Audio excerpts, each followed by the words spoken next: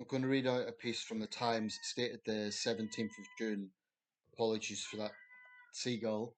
I've got the window open because of the warm weather. So, yeah, that's if you've just heard a seagull, that's he sometimes gets on top of my roof there. Yeah, so this report's from the 17th of June and it's about the inquiry into the grooming gangs. Um, Starmer has done a U-turn on this for a long time. He was saying one wasn't necessary and then they caved in. I don't think he should get too much credit for that. He's done the right thing, but only from pressure. I mean, this really is something that should have happened some time ago because the crime turned such a big scale, it really did require a national inquiry. Um, I welcome the inquiry, but crucially, it has to be acted on. Otherwise, if no lessons are learned, then that's defeats the purpose. I'm going to read it out. Now, the headline's a little bit misleading. It says ethnicity brushed aside in grooming gang inquiries.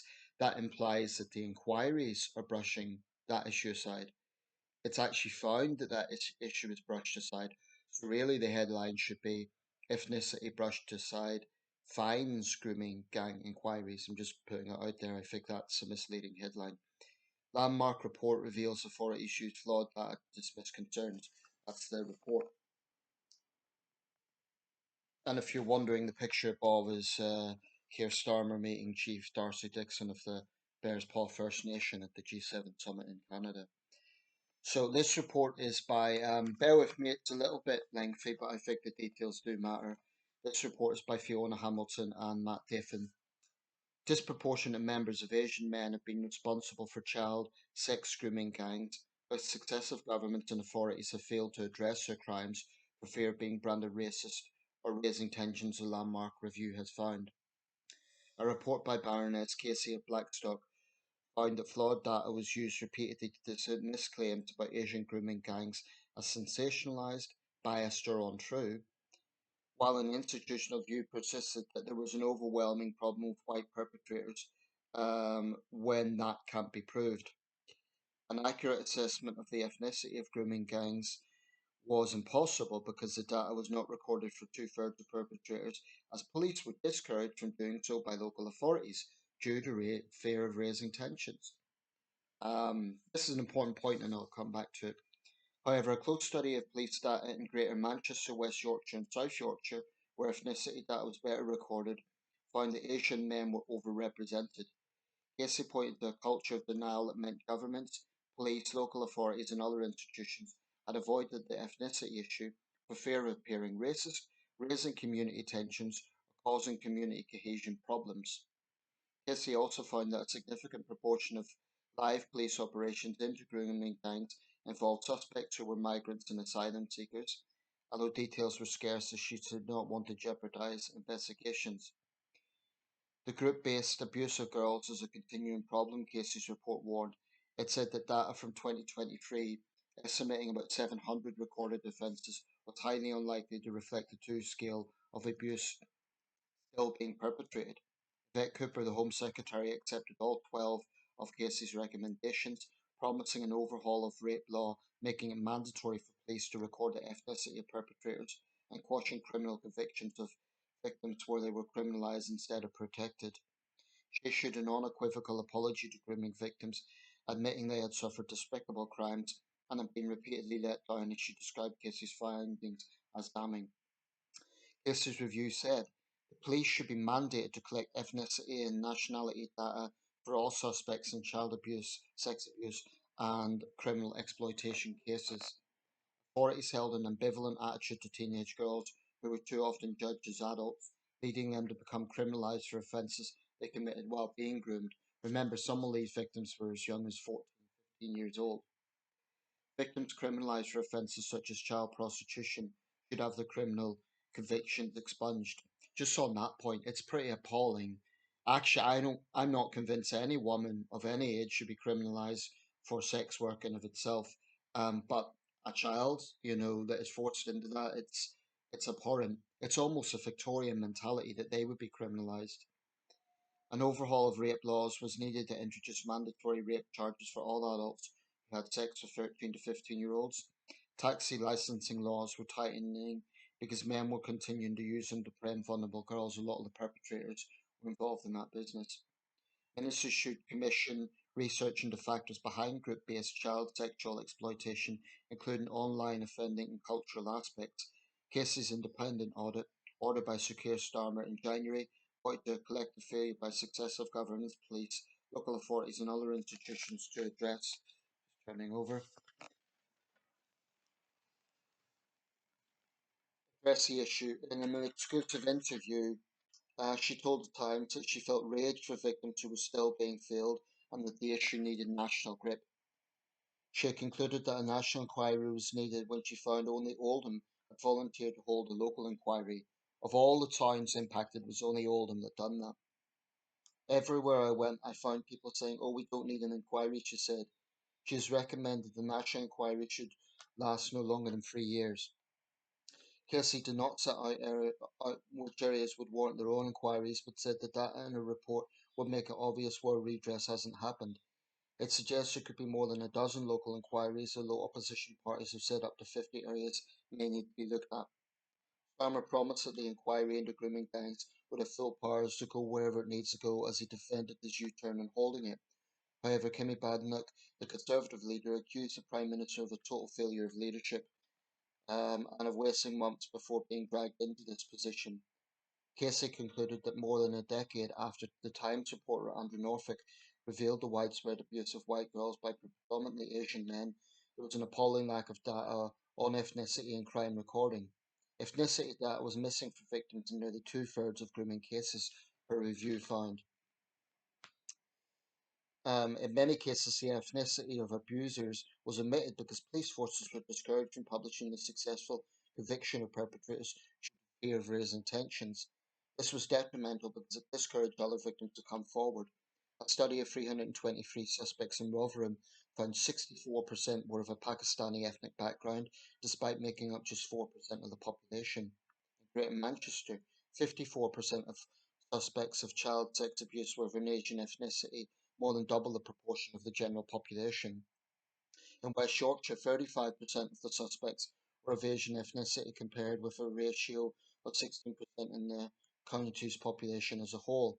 Baroness Newlove, the victims watchdog, welcomed the recommendations but added, this inquiry must not drag on and progress must not pause while it runs. Victims need answers and action. Dame Rachel de Souza, the Children's Commissioner, said the grooming scandal was a source of national shame. And I'm going to show you a picture which shows some of the men, uh, so-called men, arrested in these crimes. Page. So those recommendations are all solid, and the government's proposals for change are all good. But this should have happened before. This is the initial Times report. The journalist who looked into this, Andrew Norfolk, has subsequently passed away, but that's an example of incredibly important investigative journalism. Huge credit to Andrew Norfolk for his role in exposing this. It would be remiss of me to say to not mention the fact that the BBC, I think, failed to cover this as adequately and as thoroughly as they should have. Ostensibly for the same reason as local councils, because they didn't want to appear racist. It's pathetic. This is some of the criminals who were involved in this.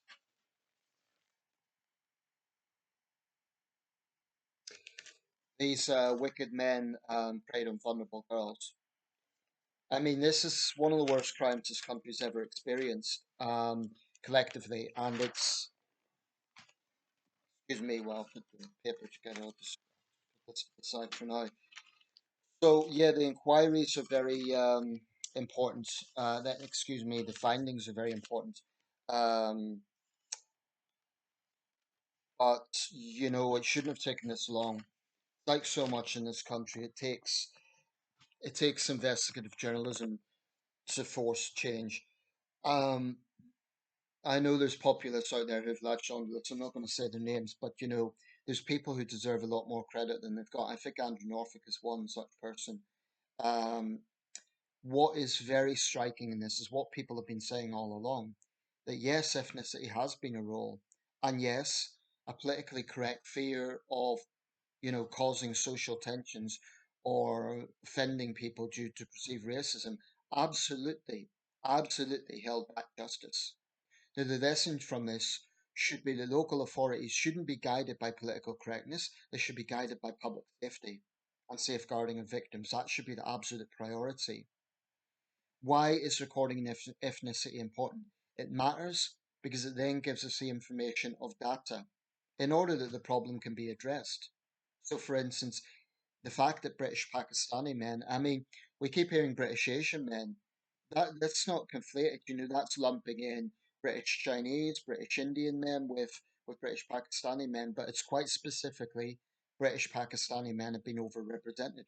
Now, when this was being exposed, prominent British Pakistani men, to their credit, such as Sajid Javid and although I think he's lost his direction now, Majid Nawaz have spoken out. They are British Pakistani men who said, "Look, this is a problem," and they got a lot of slack for doing so.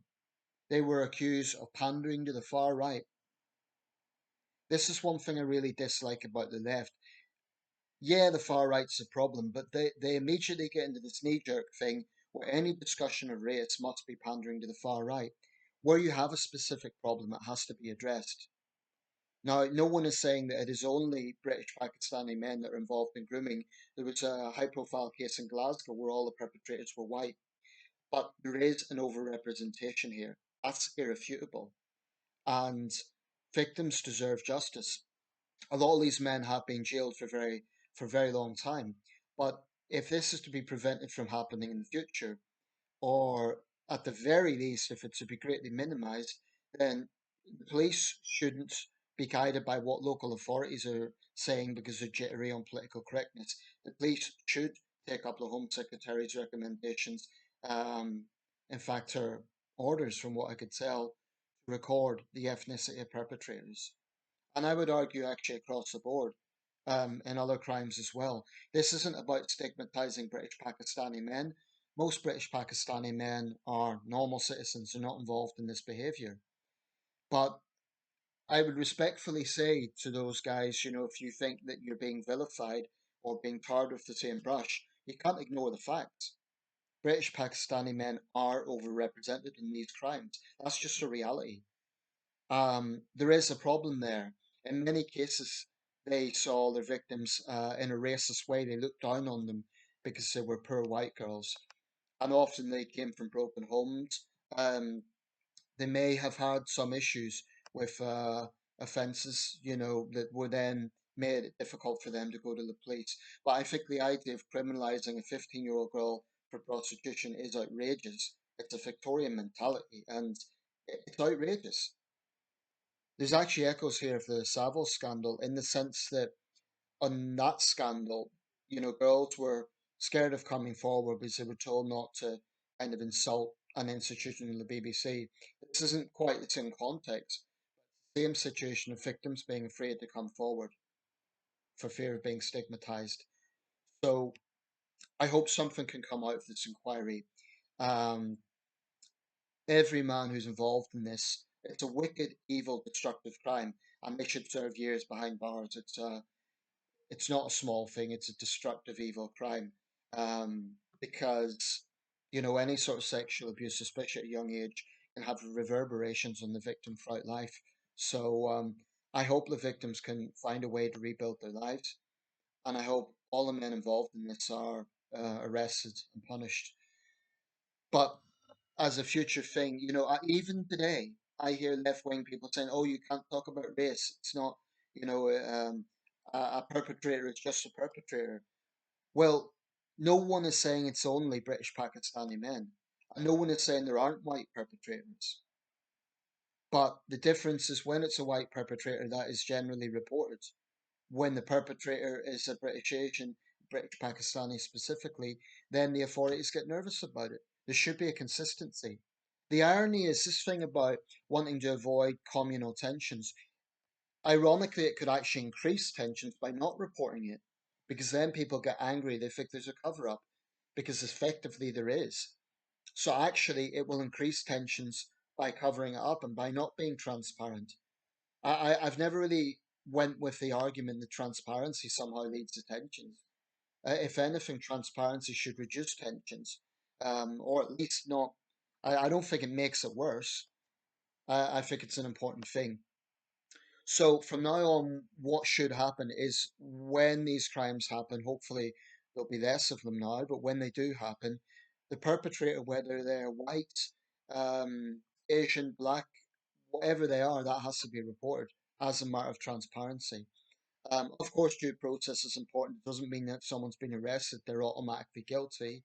That's a point that has to be borne in mind. But if someone has been convicted, there should be no squeamishness over reporting their ethnicity. Let me know your thoughts.